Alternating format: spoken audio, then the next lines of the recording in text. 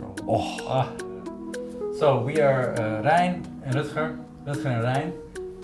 We are a screenwriting duo from the Netherlands. Yes.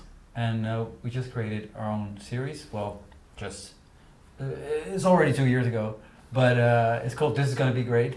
And Rein also stars in that series because he's also an actor. Yeah. Oh. It's a coming of age story, a comedy, light drama comedy about a guy who moves to Berlin, gets dumped by his girlfriend, and then kind of out of pride and stubbornness decides to stay and build a life there. But he kind of underestimates that because there's a lot of challenges, funny, weird challenges. We're going to look at the clip from episode 5 where David is confronted with his own existential fears. We play with the horror genre because horror and comedy are very close together. This is the clip where he arrives. He has to walk through sort of like a dark forest before he gets to this big mansion where he's going to visit supposedly close friends from his parents, but they turn out to be not that close at all. And it's kind of a weird vibe that he's getting, and doesn't really feel safe. First you think it's the horror, but then you slowly find out that it's actually because of his own anxiety. But then you get the first horror trope. No signal. That's weird. No signal is... Why would I get no signal? Just as I'm walking through a dark forest.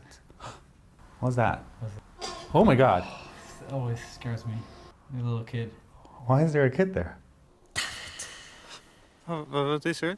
Normally when there's a voice, the character are just scared and they like start running or something. But now he starts to converse with the voice. Niks. Hoezo? Jij kent mij toch? Yeah, because I think we started writing like David, and then because you're writing dialogue, you respond to your own dialogue. So Yes. we went like, what is it? What is it? Why are you calling my name? Because it's also Voice. comedy. Yeah. Ja, dan doe je het weer. The kid had a great day. It was very cute. It was also funny because we had to cast the kid, and then Valerie, the director, and us, we had to sort of go through kids' faces just to find a kid that looked like Rein. A little bit, yeah. And then they found a kid who was actually, he looked a lot like you. Yeah. Yeah. Kind of creepy, actually. We're talking about episode 9 right now, the ending. And for us, this was a very special episode because the whole episode stuff goes downhill. And actually, when you least expect it, and when nothing is going according to plan, that's when the main character finally gets rewarded. I'm sorry I was an asshole today. He's here with his love interest of the series, Hannah, that he's been sort of chasing for 9 episodes now. And she's always vague and mysterious and elusive. But this episode actually, she's even more elusive because she's angry all day and they just got into a huge fight. But he takes her to her place on his bike anyway. And then this happens. Don't look at me like that. No, I'm sorry, I wasn't, or I didn't mean to. She plays this so well. Yeah. This isn't like the moment where we kiss, okay? She calls it out, like this is normally in a series, it will be the moment where we kiss, but we're not. We're not kissing. No, I know. We're not gonna kiss. We're not kissing at all. I know. We're not kissing. I know we're not kissing. I wasn't gonna, no, we're not. And then she kisses him. It's so sweet. This is also because it's for both of us very personal. Yeah. It's a little bit based on Both our experiences. yeah, real life events. And just That went different in real life. I was in Berlin and I was lucky to witness the scene, and it was very special, of course. Everybody on set realized like this is a big moment, so it was very quiet and it was a closed off street, which is already very cool. We could close off streets in Berlin, where we had lived. I mean, not complete. I mean, a guy with a dog walked by. And They let some people by. Some people. I mean, it was not definitively closed off, but No. it was a little bit closed off. Right now we're going to watch a scene which is actually a little bit of an outro of episode 4.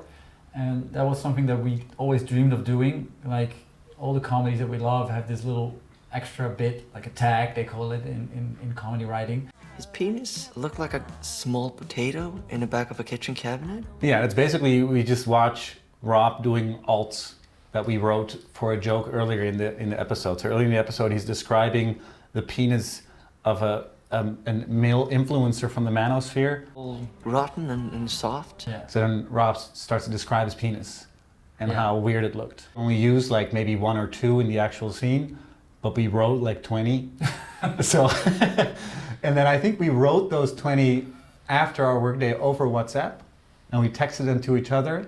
So on the shooting day, the director just asked us, where are all those comedy lines about the dick pics? And then I just sent him our whole WhatsApp conversation. Yeah. All right. And he memorized them all. He memorized them all. That's very, He was dedicated to it. that's very dedicated to the dick pic joke. It looked like a chopped up sausage nobody ate at the barbecue. Like a chopped sausage. It was like a sick baby turtle being born into a dark, dark world. Yeah. I mean, describing a penis as a baby turtle being born into a dark, dark world. Yeah, because like it's both cute, but it's also very small, and it's being born, so it's coming out of its thing. But it's also in a dark, dark world. So it's also kind of like, what is it's shrinking again. It looked like a very shy caterpillar. It looked like an armadillo, but without the scales. Valerie had to read out all the penis jokes to me. At 3 o'clock in the morning, Yeah. everybody was cold and tired, and she was just in a very monotone voice going like, "It's like a chopped up sausage at a Barbecue at a party that no one ate. It's like a baby turtle born into a dark, dark world." Oh, it was just so, It's very satisfying. yeah, great. It looked like someone cut off a thumb and pasted on a piece of cheese. Please watch everything, the whole 10 episodes, because Yes. we really wrote a big arc in it, and it's very satisfying to follow that to the end and have fun.